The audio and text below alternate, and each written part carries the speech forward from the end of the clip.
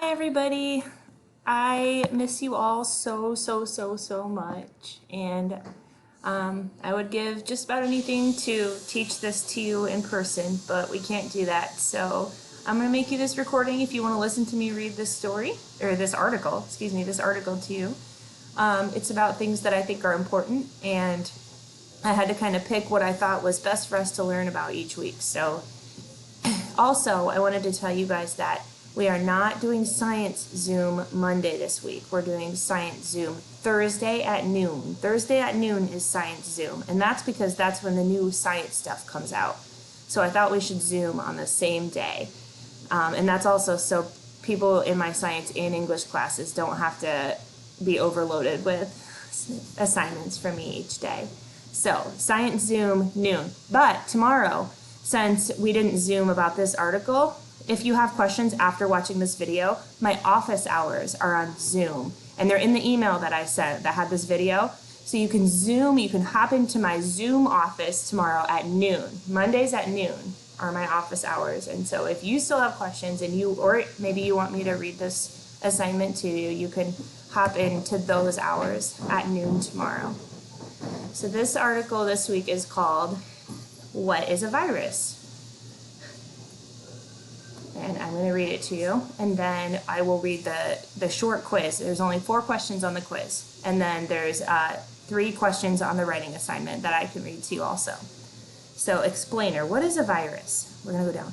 Viruses are germs that cause people to get sick. There is a huge number of different kinds of viruses. They can cause many different kinds of diseases.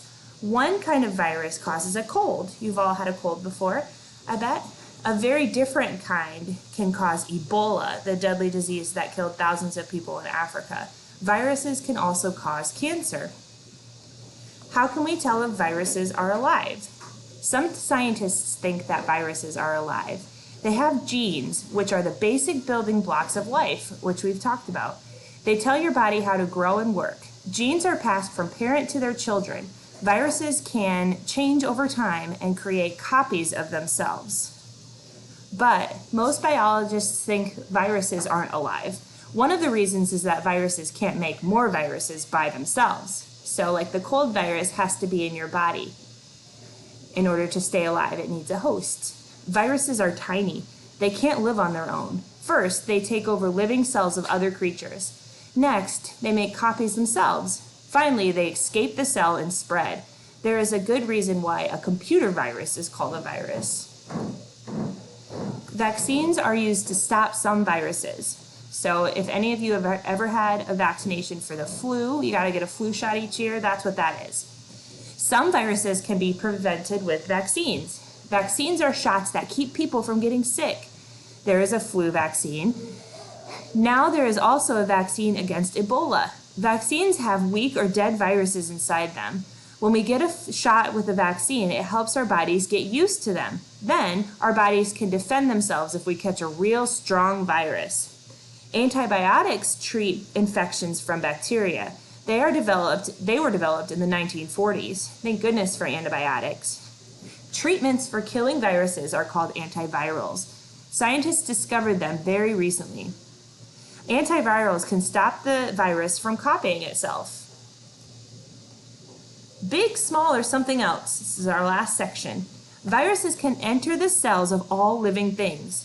They can even get into bacteria. J. Craig Venter is a scientist. He went around the world in a boat. He took samples of seawater. His team discovered millions of viruses in seawater in the samples. Scientists have recently discovered new large viruses. Now scientists are even more confused if viruses are alive. In 2003, the Mimi virus was found in England. It was so big it could be seen under a microscope. Whoa. The record holder for the biggest virus is the Pandora virus. It was found in a pond in Australia. Raoult, we'll call him, is a scientist from France. He discovered the Mimi virus, a huge virus. He has even suggested calling viruses trucs, in French, the word for stuff. In other words, he's saying it's too hard to figure out exactly what they are. Do humans come from seawater viruses? Scientists need to spend more time thinking about this question. That's pretty interesting. I bet there's some other articles you could read if you're curious. These tiny viruses will always be a problem for us to deal with. So let's take a look at this quiz. So think to yourself what kind of virus you may have had before in the past and how you recovered from that virus, right? Trying to figure out how to move my screen over. Oh, technology, man. Okay, well, over on the side of your screen, you're gonna see an activity. It's gonna be a writing assignment and a quiz. So the quiz, I really want to move this over. I think I can, you guys. Yeah, we can. Yay! Okay, so here are the quiz questions. Ready? Oh, it tells you the correct answer. That's really funny. Okay, hold on. I don't want to click on one person's quiz. I want to click on the overall quiz. Hold on.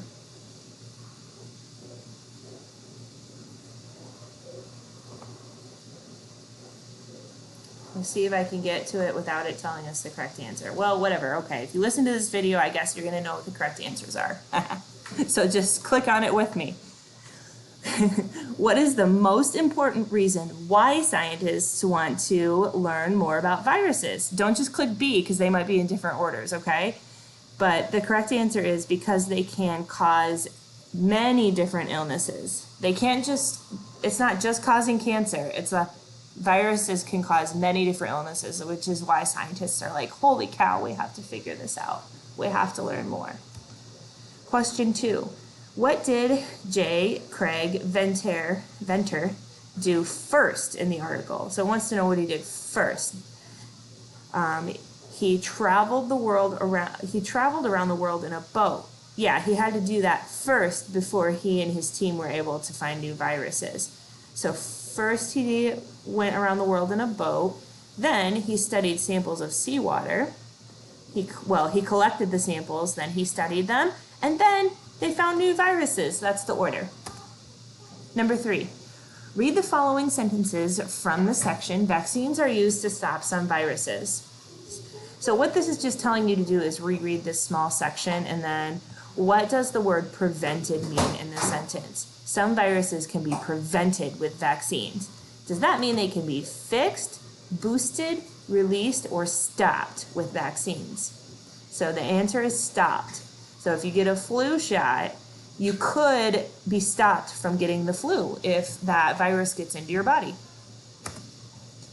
Read the paragraph from the section, vaccines are used to stop viruses.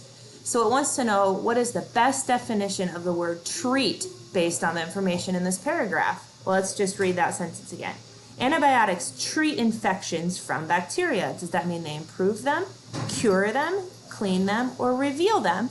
And the answer is cure. They cure, antibiotics can cure infections from bacteria. That means it makes them go away, right? That's so awesome. And then the writing assignment is, which I'm not going to give you the answer to because hopefully after listening to my amazing voice, you can have something to work off of. Also, use Google Read and Write. It's this purple puzzle piece up here in your computer, right here where my mouse is. If you click on that, it'll give you some word prediction. So this writing prompt, you're just going to click on it and then you're going to answer it. And if you want to change it anytime, that's fine. But what is a virus? In your own words, how can we stop it? And what types of viruses are there? So you can just give me a couple examples for number 3, like, oh, a virus might, example is the cold or the flu. There, I just gave you 2. So you just tell me in your own words how best to answer those questions. And use that purple puzzle piece. Use your phones. Talk into your phone. And then your phone will tell you how to spell different words and things like that. That's my favorite thing to do if I don't know how to spell something. So anyway, that's your assignment this week. And if you took the quiz and you didn't do so hot, I'm going to send it back to you and ask you to listen to this video. And then literally the answers are in there. And then we've learned together a little bit. Okay. So office hours tomorrow at noon, but that's not our class Zoom. Our class Zoom is going to be Thursday at noon. Okay. Let me know if you have any questions. You can Zoom with me tomorrow during office hours or you can email me. Okay. Bye, you guys. Good job.